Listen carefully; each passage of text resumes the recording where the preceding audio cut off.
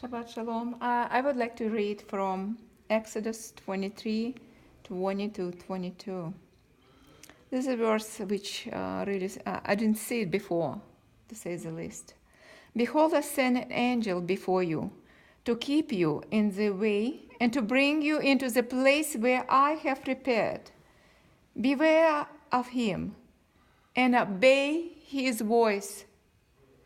Do not provoke him, for he will not pardon your transgressions, for my name is in him.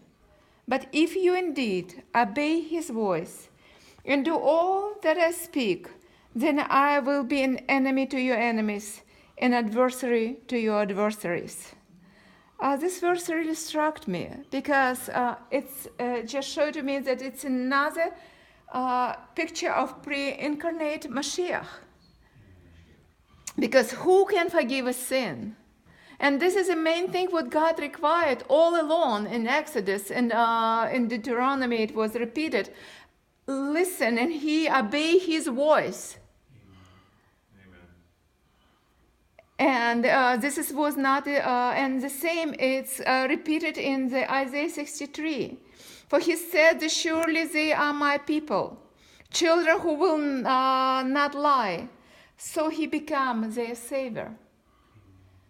Savior, we know it's a name of Yeshua. In all their affliction, he was afflicted. An angel of his presence saved them. And in his love and his pity, he redeemed them. And he bore them and carried them all the days old. And this is true for every child of God. When we saying, the Lord is my shepherd, I shall not want. And our Redeemer, our Savior, our High Priest, He is still on the throne. He is at the right hand of God. And He is able to save us completely because He always intercedes for us. Amen. And I believe it's always will be three type of people. Like Pharaoh, who said to Moses, who is the Lord? He didn't know him and he didn't want to know him. Even though he's seen everything what was done in front of his eyes. But he was so stubborn, so self-willed, and so proud of himself that he wouldn't bow. And then it was a Philip who said, let's come. We found him.